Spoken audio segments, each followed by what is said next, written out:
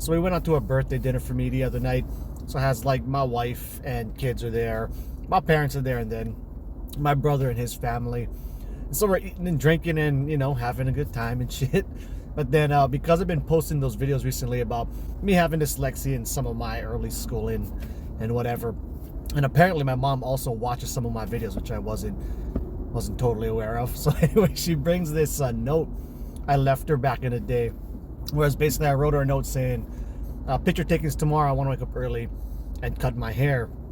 And the spelling on this thing is nuts, right? So we were trying to figure out like how old I was when I wrote it. My mom was actually thinking like I might have been in like preschool or kindergarten, but man, no way. Especially for me, like if my 4-year-old who's in preschool right now wrote a note like that, Jesus, I'd be thrilled to death. But then again, if my 9-year-old wrote that, I'd be thinking like, oh no, boy, you better get you tested. Maybe you're dyslexic like Pops over here. So as we're kind of looking at it, our kind of best guess was probably like 6, 7, maybe 8 years old, something around there, because the handwriting was pretty nice. I mean, way nicer than what my 4-year-old writes right now. Even nicer than what my 9-year-old writes, but he's kind of just, you know, rushes through all his work and writes really quickly and sloppily. But also, I spelled some words correctly. So I had like, please was spelled correctly. I think I had like Tuesday in there spelled correctly. And then everything else was kind of just all over the place. So yeah, so our best guess was like probably like 7 or so or something like that.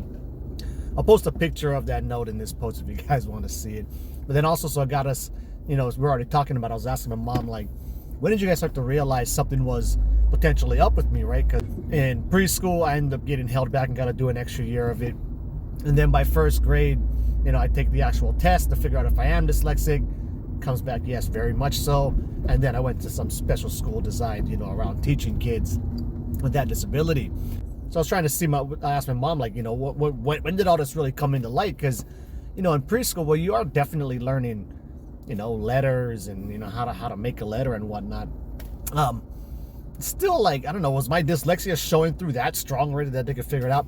So my mom actually said that wasn't the case. So she said the reason why they held me back an extra year in preschool wasn't with the schoolwork. It was more with the fact that I was not interacting or communicating with anybody, which I definitely remember. I mean, I think I said this in like one of the first posts I put on it, but you know, like at the horse ranch that I grew up on, a lot of kids were there around me and my older brother's age, and we had a good group down there. I don't ever remember being stressed out or like anxious around them. But then once I came to school and had to deal with, you know, all these other kids in an environment I wasn't used to or whatever, that should stress me the fuck out big time, right? So I really didn't like going there, having to interact with all the kids. Remember, like during recess, all the kids would be happy to go out, and I would be like sweating it. I did not like recess, because then it just upped the chances of me having to interact with all these other kids that I didn't want nothing to do with. So I would just ignore them and walk all these, like, you know, big boring laps around the big play area just to be left alone.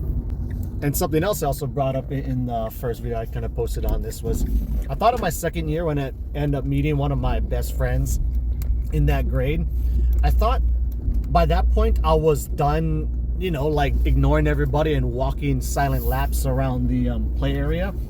But apparently I wasn't. So apparently I didn't really start interacting with, you know, the other kids and stuff until late kindergarten and like, late kindergarten and first grade time frame. And then when my mom told me that, it actually kind of made sense, because I don't have any memories of actually playing on the first grade, the preschool and kindergarten playground area, because it was like a different campus.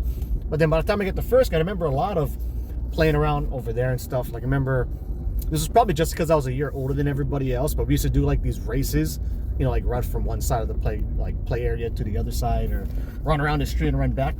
And I used to kick everybody's ass at that. But then again, I was a year older than everybody else.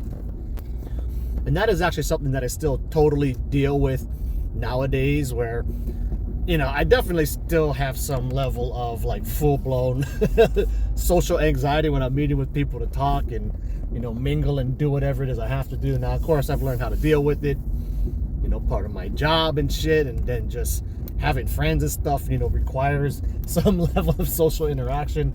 So I still do it, but it's never been, it's not something I really look forward to or enjoy. At least at first. Like for me, I have like the anxiety for it when I'm initially, like, even with my super duper close friends and my family. Okay, I don't have it, but like even meeting with my friends who I know very well, been getting along with for many years, even a lot of times seeing them, there's still some level of like kind of anxiety I feel for whatever reason upon the initial meetup. Then once we meet up and start talking again to the flow of things, stuff tends to go a lot better. But it is kind of sucky, something you gotta deal with, which apparently is one of the kind of common side effects of like having dyslexia, where there's some kind of negative sides and also bonuses, where if your brain's deficient in one area, a lot of the studies and research says other areas can be potentially pumped up or improved. So I think I'll do a separate series kind of just more based around that, like some of the stuff to say about people with dyslexia, and then kind of how that just has affected me personally. And we'll bust out another little separate series like that. So that'll be coming up. Stay tuned. Shoots.